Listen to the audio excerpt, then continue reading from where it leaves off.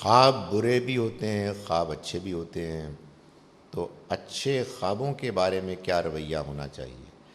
دیکھیں، خواب بہت سے تو وہ ہوتے ہیں کہ جو در حقیقت آپ زندگی میں جو تجربات ہوتے ہیں ان کی ایک ریفلیکشن ہے، جو آپ کے اندر آپ کی نیند کے موقع پر آ جاتی ہے۔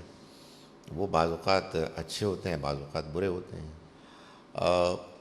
جو بات حدیث میں بیان ہوئی ہے وہ یہ ہے کہ وحی کے کئی درجات، کئی حصے ہیں، غالباً ایک حدیث میں 49 کا ذکر ہے، وہ سب کی سب حضور نے فرمایا میرے بعد ختم ہو جائیں گے منقطع، سوائے ایک کے، اور وہ ہیں مبشرات۔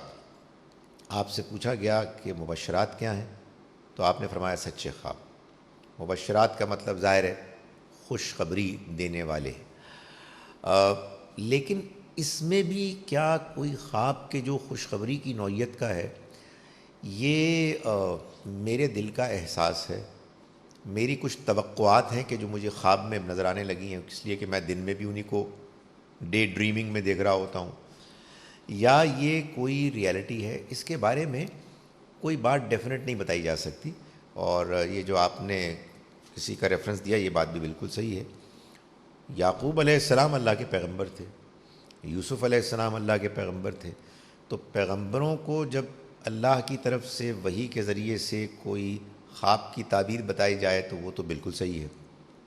آپ کو کوئی اچھا خواب نظر آئے، آپ کسی سے شیئر کر لیں اگر آپ کرنا چاہیں، اور وہ آپ کو کوئی اس کی تعبیر بتا دے، بھائی یہ جان لیں کہ یہ کوئی ضروری نہیں ہے کہ یہ ٹھیک ہو۔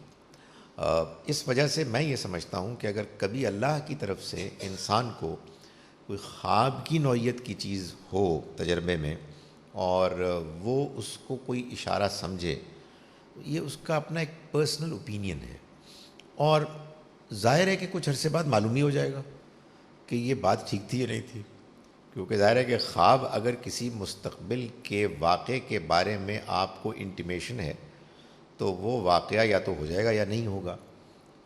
اس وجہ سے میں سمجھتا ہوں کہ اس معاملے میں کوئی ڈیفینٹ بات اب نہیں کی جا سکتی۔ البتہ یہ ضرور ہے کہ اللہ تعالیٰ بعض اوقات اپنے بندوں کو جیسے اور طریقوں سے تنبیہ کرتے ہیں، یا ان کو اطمینان دلاتے ہیں، خواب بھی ان میں سے ایک ذریعہ ہے۔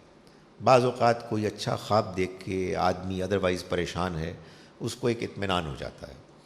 بعض اوقات انسان کوئی غلط کام کر رہا ہوتا ہے اور خواب کے ذریعے سے اس کو ایک طرح کی تنبیہ ہو جاتی ہے، تو یہ تو یقیناً ایک اس کا وہ پہلو ہے کہ جس سے ہر آدمی فائدہ اٹھا سکتا ہے، مگر کچھ مستقبل کے بارے میں پریڈکشن کے طور کی جو چیز ہے وہ کبھی بھی ڈیفینیٹ طریقے سے نہیں مانی جا سکتی۔ ایون دو ظاہر ہے ہمارے ہاں بہت سے خوابوں میں جو چیزیں نظر آتی ہیں ان کو سمبولیکلی بعض لوگوں نے بیان کیا ہے کہ اس کا یہ مطلب ہے، اور اگر آپ کو مکھیوں کا چھتا نظر آ جائے تو اس کا یہ مطلب ہوتا ہے، اور اگر کوئی سبز رنگ کا سانپ نظر آ جائے تو اس کا یہ مطلب ہوتا ہے۔